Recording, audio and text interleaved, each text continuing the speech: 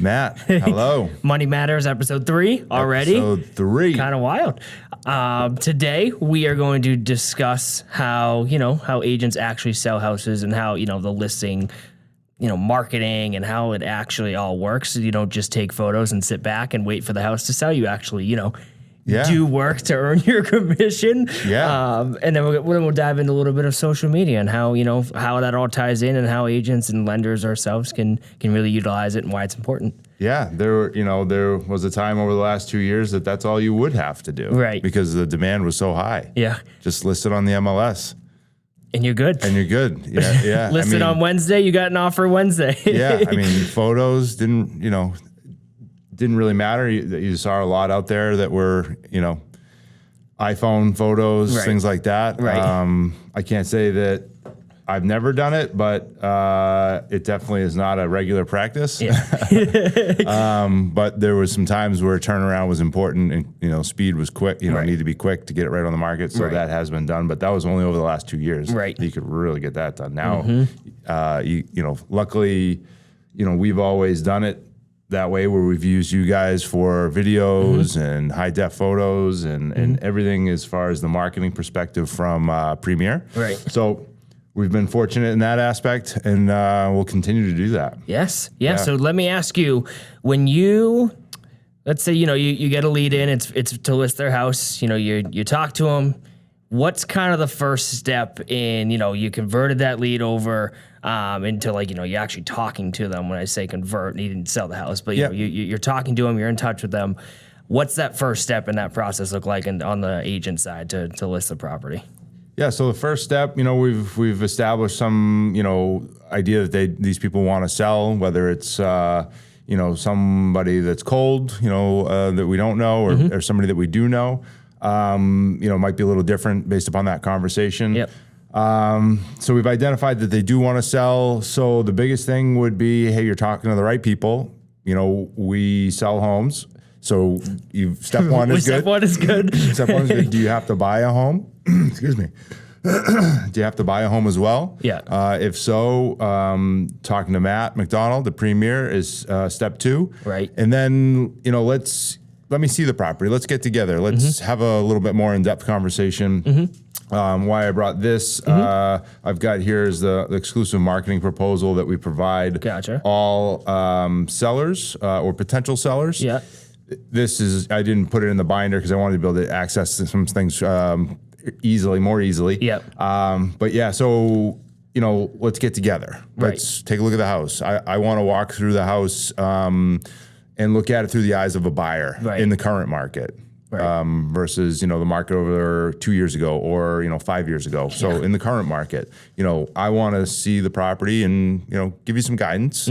Maybe there is no guidance that's needed. Maybe it's perfect. There's usually little things that can be done to help us in a sale. And then we'll have that conversation and we'll go over this, the marketing piece. Advertising and marketing is, is the biggest part of the job. Right. From a real estate agent perspective, we should be marketing and advertising like specialists. Yeah, you really should. That should be the biggest goal when you're looking for a listing agent to list your house. I'll primarily work with listings. My mother will work with the buyers. We do work with both, but that's kind of been how we've structured it so that we've got someone who's dedicated to getting your home sold, working on that, primarily during the days, and someone that's working on helping you buy a new house or find a house for you. So we've kind of separated our tasks in that manner. Yeah, and that's good to know too, to kind of jump back a little, that, you're willing to give help in terms of, hey, even if it's just paint. Like, hey, if you just updated the paint on the bathroom downstairs, that would really, add some value to the house. It's the biggest return on investment. Is painting. A fresh coat of paint. Yeah. It's the cheapest thing. They'll get you the most money in return. Well, that's awesome to know, honestly, because that's I think people overlook that. They overlook just a simple fresh coat of paint or just simple, deep clean on the property. It's it looks so much better. The floors look cleaner. They're a little more shiny. They're deep clean. Just, we all live in our properties, right? Like we've lived there 2 years, 5 years, 10 years, 15 years, whatever it is. So we have stuff in our houses. Yeah. Well, we want it to look HGTV ready. So like barren almost. Right. Like, turn on HGTV at any time during the day, and what they've got there, That's what as you close as you can mimic that, we're going to do it. we're going to do it. I understand that we can't always do everything, but we can get close to that, so decluttering, cleaning, a fresh coat of paint, like those things will go miles in getting your home sold. Right. When you're in a market that you need to stand out amongst the others, now that we're seeing longer days on market and more options for buyers, how are you going to stand out over those others? That's how we want to market and position your property. Right. Is it on that initial walkthrough, are you giving them kind of an estimate on what you think their house is worth? Or is that kind of, all right, let me go, whether you're taking mental notes or physical notes or just kind of looking over everything? Is it, all right, in 48 hours, I'll reach out to you again and we'll kind of reconvene? Or is it right then and there, hey, this is what I'm thinking at this time, I can give you more in-depth? Like, how's that all work too? Yeah, generally, I'm going to go with at least $100,000 range, right? Like I think anybody can do that, right? Hey, it's probably between $450 and $550, but I haven't seen it. I don't know what we can do to maybe get it to that higher end. I do know what is selling at that higher end, and if you want that higher end, we need to get it in line with that. Which is also good to know. If you want $550 instead of $475, you have to do X, Y, and Z. Yeah, we can get you there. This no is problem. what the comps are showing, so that's also good to know too. Yeah, there's three things that cause a home sale. It's location, price, and condition. Right. Those three things cause a home sale. Right. Your location will dictate generally where you're at for price wise, and your condition and price are the two things that we can adjust to cause a sale. You can't pick up the house and move it. Yeah, exactly. We can increase the condition to get you a higher price. But that price is kind of, it dictates, it goes along with location, and it goes along with condition. Right. Lower condition property, lower price generally. Right. When I get through the door and I walk in, I can pretty quickly get it down to about a $50,000 range. And then from there, I can get you a good range for a suggested list price, but then I'm going to want to break it down and dive into the comparables. Again, over the last 2 years, let's get in that $30,000 range, listed in there, and it's probably going to go higher anyways. Right. So, as getting it close was important, now getting it even closer is more important. Yeah. Especially depending on your goals. If you need to sell in a week because you got a job transfer, let's get it definitely right at market value or just a little below, so we cause a little bit of a frenzy. And getting a bidding war, like which we all want, right? And then, but if you've got a little bit more time, we can get it again. I still recommend that at market value or just slightly below to get that bidding war. Yeah, right. Because you're going to always end up with your higher price once you get people bidding. Right. And that's the thing too, is it just plays into that whole, people want 20, 30 grand over what the market's saying. They're still in that mindset, and the education part, and you're there to teach them, like, that's just not there anymore. And then if people see, hey, it's been on for 14 days and now we have to price reduce it, it just doesn't look good. And I think people forget that word, price reduction, in the last 2 or 3 years, but that is a thing that is actually happening. Exactly. So, but I'll let you let's go into kind of that exclusive marketing there. Like what's in, let's dive into it. What exactly do you offer, whether it's Rich or, your team, Remax, whatever it is, like what are you guys offering to help, listing and selling homes? Yeah. So this is just kind of starts out with a little bit about us and some recent results and some testimonials, but really getting started, and getting your home ready for sale, not even just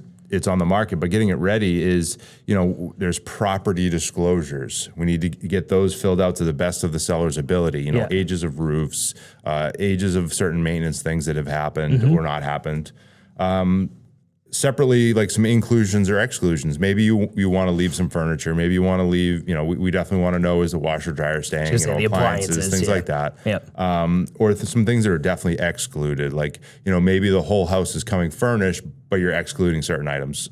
We'll want to know all of that. Yep. I don't need to know mortgage balances, but you may want to consider those with what those, when you're considering, what you're going to walk away with after sale. Right. So knowing your mortgage balances and, any lines of credit and anything like that you've got outstanding, any maintenance records that you've got for the systems. Those are super important because the buyers are going to see that there's been regular maintenance. Yep. Has the septic been pumped annually? Has the furnace been serviced annually or every couple of years if it's, gas? Any utility bills that you have, any home security systems, any any of those appliances maybe that, are included. They've been right.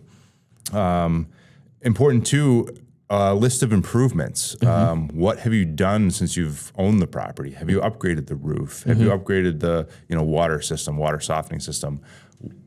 Even just like I'm figuring too, not to cut you off, sorry, but like, updating the kitchen, updating the bathroom, like just noting, hey, these granite countertops were put in 3 years ago. Like they're new. Like they're just knowing the buyer wants to know all that, and the seller should want the buyer to know all that. And it helps me to sell your property too, right? Like it's hey, this one down the road sold for $550. It didn't have these updated granite countertops, brand new roof, new water filtration system, and so on and so forth. It helps to make your home stand out, right? And justify if you're going to list it higher, why you're listing it higher. Yeah, exactly. So me having all that information ahead of time to include it in the listing and marketing and advertising, as well as when talking with agents and potential buyers, it gives me more information to be able to, and the buyer more information to be able to make an estimated or an educated, offer. Would you say that's, kind of like the grunt work in terms of the seller listing the house, like filling all that out is kind of where, I don't want to say some of it. Like you kind of see them, some of it, not like fade off, like, oh, this is more work than I was anticipating. Or and this is just to kind of get started. So I mean, it's there's a lot that goes into it, from my end and from the seller's end. I need the seller because I don't know this stuff, so I need the seller to provide it to me, right? So that I can better market their home.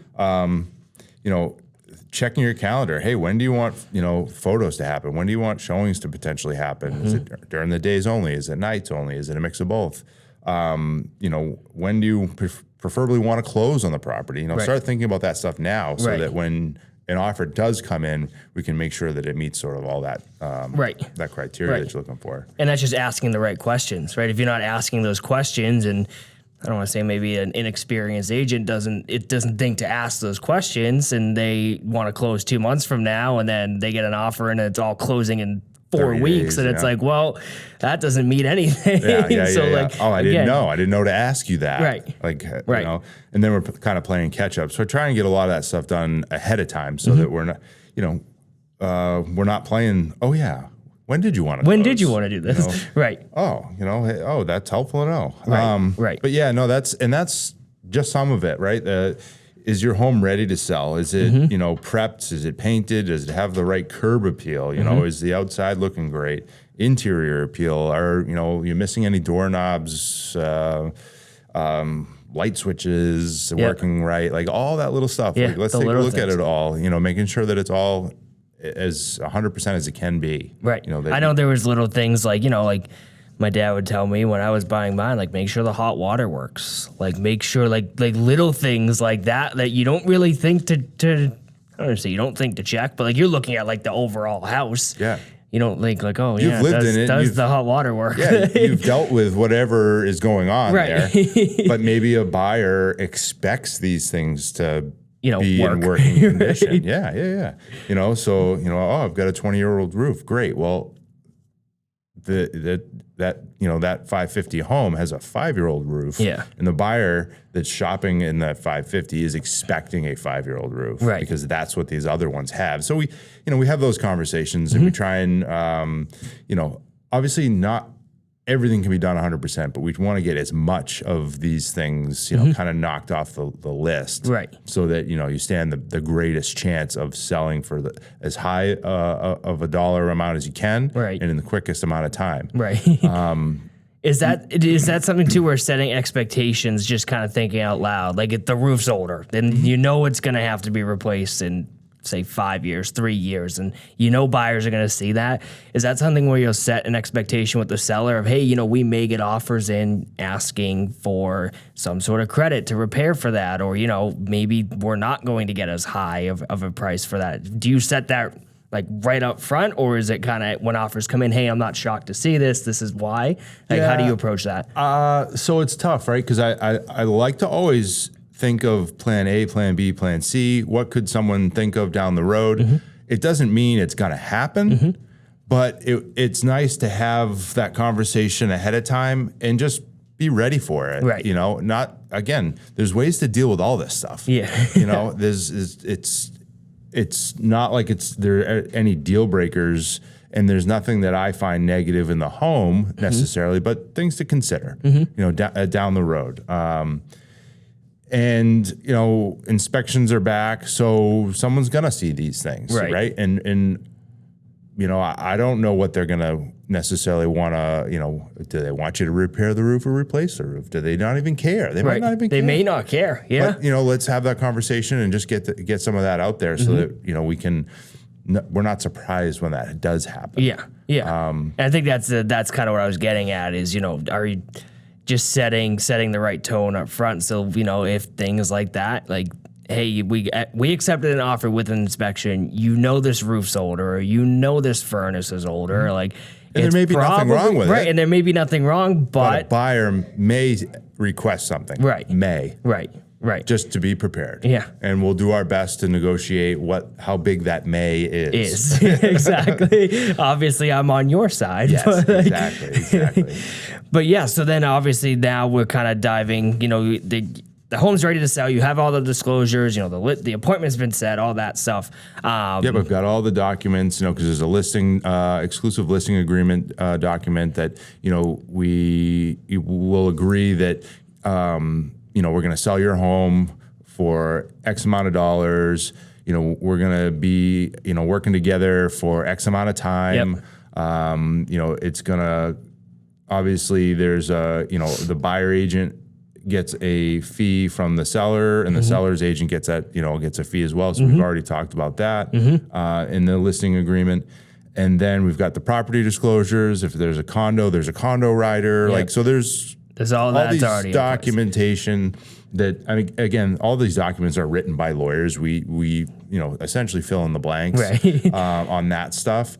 But it's important, before we even list that, we've got all those in place. Right. So then after all of that's in place, how long usually until the property's on the MLS? Does that depend on the seller, or is it usually that week we're good, we're off and running? Yeah, it depends on the seller. If they tell me, hey, I want to get this thing listed in the next 14 days, great, plenty of time. Let's get this documentation out of the way first.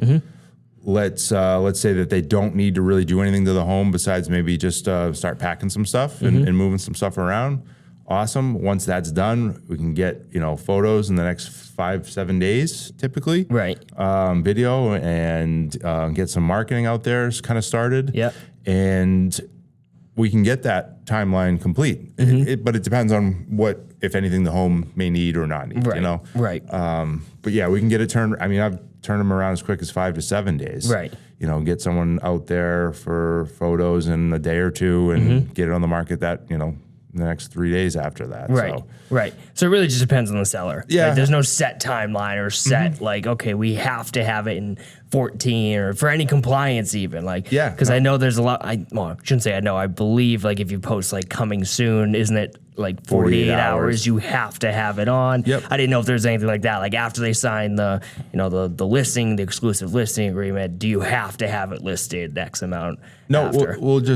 it has to be after whatever our effective date is on that listing agreement, right? If you tell me today you want it listed in the next 14 days, that date that it'll be effective, I'll just put it out. Gotcha. Okay. If I signed it today and we all agreed today, then yes, it's supposed to be on the market in 48 hours after that. Gotcha. But we'll adjust that date depending on what your timeline is. And then I've got to meet those timelines so that I can stay compliant. Gotcha. Obviously things happen, so we may need to edit that, edit that date, because things do happen. So, right. It's life. Yeah, exactly. So it's life. there is some of that compliance stuff, but it's again, if it's life, so things can change, we can edit that stuff. Right. So then, working with sellers, do you find that they or I shouldn't say they, do you find that you have to kind of explain your social media marketing to them, or is it kind of like, hey, I'm going to market on social media and they have an idea of what's coming? Yeah. So, social media marketing is a part of it, right? So, how we're going to sell your house is, it's going to be submitted to the local MLS, where agents, buyers, all the third-party sites, the Zillow, Realtor, Redfins, all that will get picked up. We've priced your home competitively to sell and stand out amongst the others. We're going to develop a list of your property features, the ones that you told me that that you've liked and that have been updated. All those features, we're going to get those out to buyers in our database, brokers that we have in our database. We're going to email that listing to all the top agents in the marketplace for their buyers so that they know it's available.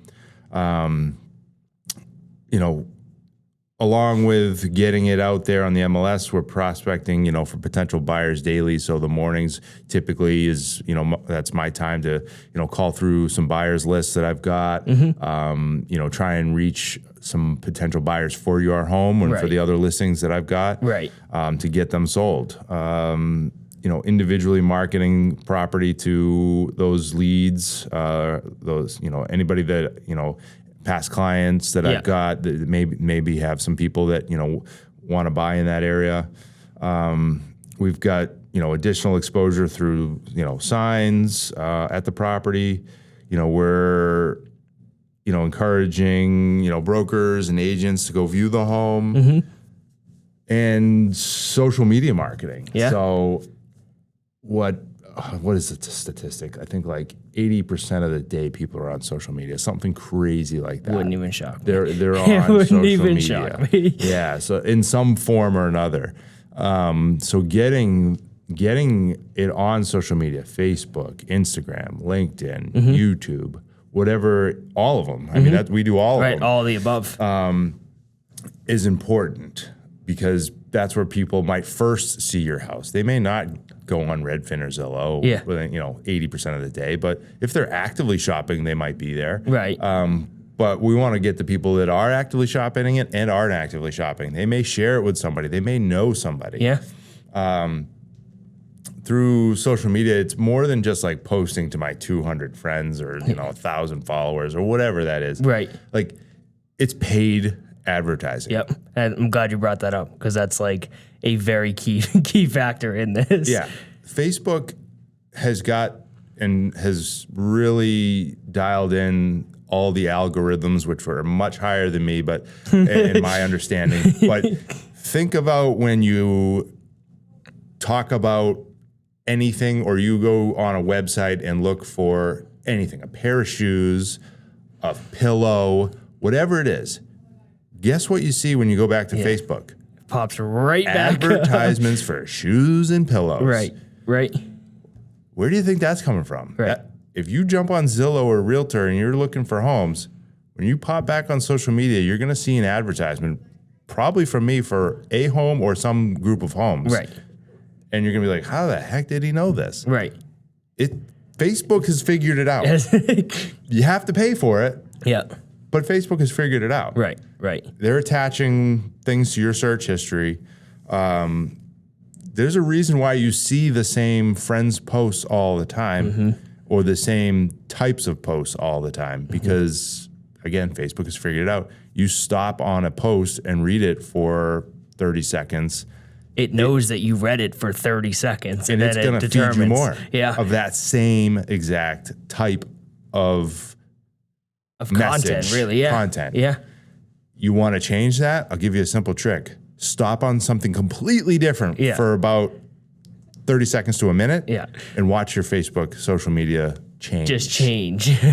Change content, change message. Right. You're like, oh man, I haven't seen anything from Matt in a while. Well, go look for something from Matt, stop on there, and then all you'll see is Matt. Right. And I think that's honestly, it's a gift and a curse almost, right? Because if people aren't looking for homes or looking for Rich or looking for me, it's like, they're not going to see it most of the time. So that's where a lot, I know what I do on social media a lot, and a couple of the guys in the back, we actually have had talks about it and how to like separate it. Like we sprinkle a bunch of different things in. So like my social media is a lot of, I'll talk about mortgages, but then I'll just like hop on like a popular reel trend and not even tag anything with mortgages. And then I'll post my dog, and then I'll post my fiance, and then I'll post my vacation. And then, all right, now I'm back to loans. But like, to try to get it all over, it's so funny how different it can be, like from marketing the house versus how a lender has to do it. It's so that's what amazes me, is how different we have to kind of utilize social media in general. Yeah, and that's why they made it, a pay to play type of experience. Right. Facebook has, because if you want to get in front of those people that maybe aren't following your page or, looking for homes, pay and you get in front of them. Yeah. You know what? That you will. Right. Right.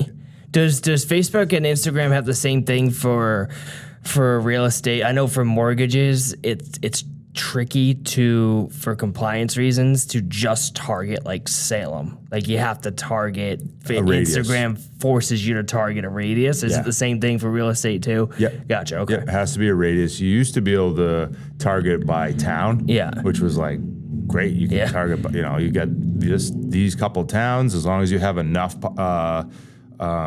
people in that radius or those towns, your ad was no problem. But yeah, there's been a lot of changes in their advertising. Yeah. And I use a digital marketing company for my business. So they take care of all of that. We're marketing to, we're spending thousands of dollars a month marketing to all of the buyers in my database and tons of potential buyers or sellers in and around, like a 25-mile radius. Right. Because every listing's getting a digital video ad, Diva, DYVA, listing rocket. That's kind of funny. Yeah, and that's getting, it's getting pushed out and getting paid advertisement.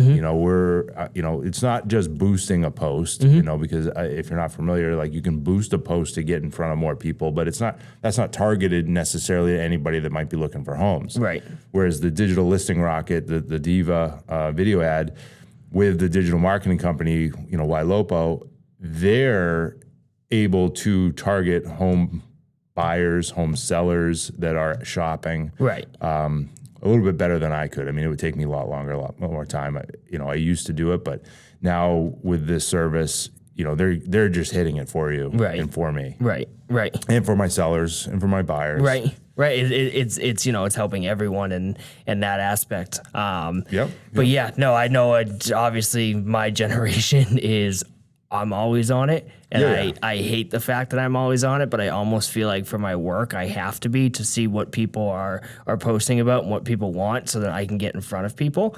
I always told people if I didn't have to do it, I'm probably the 124-year-old that wouldn't be on it. But it's here to stay. I see agents that I didn't even know in North Shore, Mass. And all of my agents that I usually do business with are in New Hampshire. Then I'll just randomly get one from the North Shore on like my Instagram feed. And it's because they did like a real trend and they were just dancing in front of a camera. And I'm like, that person probably got a few leads out of just dancing in front of a camera. Sure. But I'm like, why can't everyone just do it? And exactly. I mean, TikTok, all those things. I mean, these are all ways like, people are out there looking at all of this stuff. So, selling on these platforms is important, spending money. That's why the biggest companies are spending millions of dollars, the Nikes, they're spending millions of dollars to be on social media in front of people. So that's what we're doing to sell homes. Right. We're spending the money to get your home in front of people, in front of the right buyers, those buyers who may know buyers that are looking for that type of home. Not only, are you on, www.findnhhomesforsale.com, but you're on remax.com, you're on, Racine Realty Team Facebook page, the Racine Realty Team YouTube page, Instagram page, LinkedIn, that's where your house is going every time, a listing, $1 million, $500, whatever it is, it's going out there. Yep. Yeah. And then back to the old school, postcards, your neighborhood's going to get, postcards, the nearest 100 neighbors when your home's sold. Are they going to buy the home? Probably not, likely not. But they may know someone who wants to move in the neighborhood. Yep. Likely they've got a friend or they family probably member have. Yeah, I was just going to say. Come over and be like, I would definitely live in your neighborhood. Yeah. Well, great. Now they're going to know, if they didn't already see the sign, that your house is for sale. Right. And, hopefully bring a buyer that they know. Right. Right. And it's true, right? People know people. And I think word of mouth is the best marketing because it's free and it's the most it can spread the fastest. So if you can hit a neighbor that has a cousin or an aunt or someone that's always wanted to live in that part of town, like you can hit them and you can get them good. Like, Yeah, it's just getting the word out there in all the manners that are working. Right. Social media is working. Postcards still work. Contacting other brokers in the state. A list of 2,500 agents just in the southern New Hampshire area. They're all knowing about the house. Right. And even just kind of what we might have been last week. We had like our weekly kind of call thing, and you were asking, hey, do you have any buyers for these? They're not on the market yet, but this is kind of you obviously didn't give any addresses, this is this range, this is the towns. Like, do you have anyone for that? And that's like using your sphere, using your lender, you're using the. Maybe not the title, probably not the title company, but if like contractors, maybe, or like using the sphere of people that you have, do you know somebody that is looking in this area? Yeah. Someone probably does. Yeah, exactly. And always be talking with people and like you said, hey, there's a list of people that might want to sell. You got anybody? Right. We'll put buyers and sellers together. That's the job. They may not want to list that property, that either investment property or income producing property, but they'd sell it. Or even, someone's home, they may be nervous to sell it, but if you've got a buyer, let's have the conversation with that seller. The worst that happens is the seller doesn't want to sell. And it's the worst thing that could happen. Yeah. And okay, so be it. We've tried, and that seller, maybe wants to sell in 6 months, a year, or 5 years. Right. And that's okay. That's okay. We'll keep working together, get your house, positioned the best when that time comes. Right.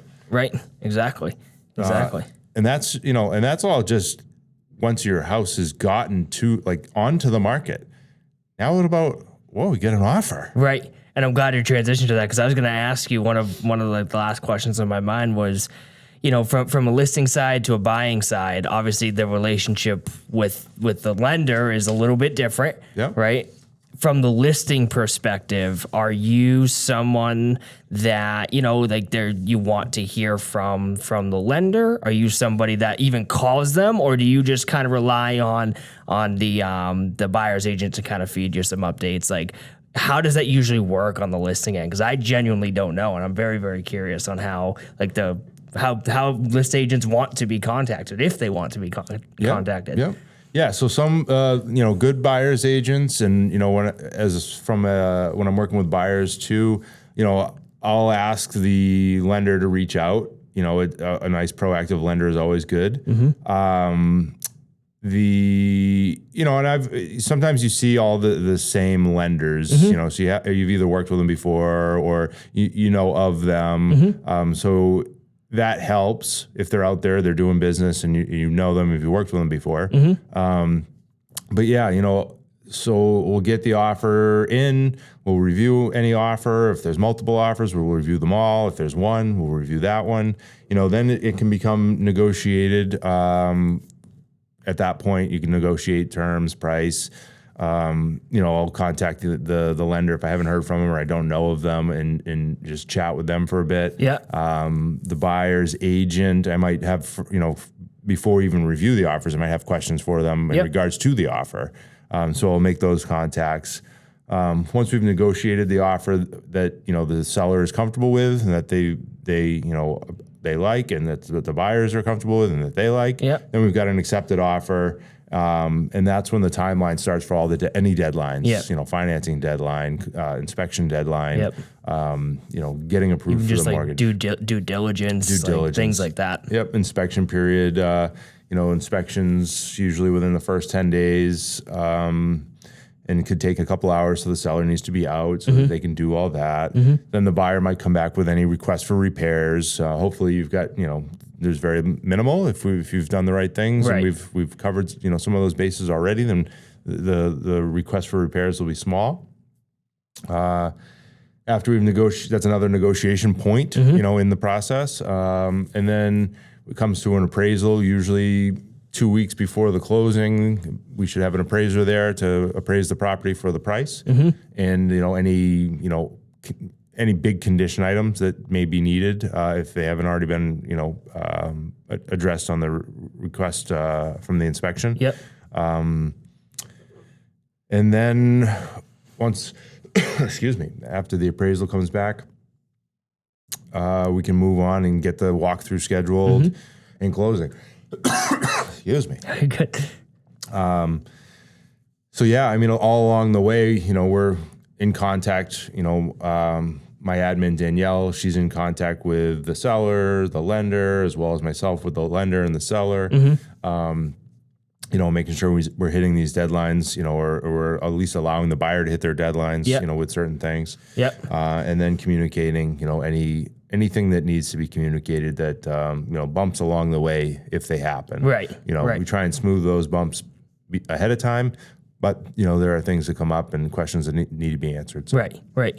Do you ever have sellers that after an offer is accepted and, even like the last 2 years where things change so quickly and they're like, oh, I could get like 15 grand more for my house. Like, can I pull out or can we change something? Have you ever had that happen? I'm always curious about that. Like, especially, 60, 90 day closes where like the market changes so drastically where it's like, oh man, could I get more? Over the last 2 years, I haven't seen that.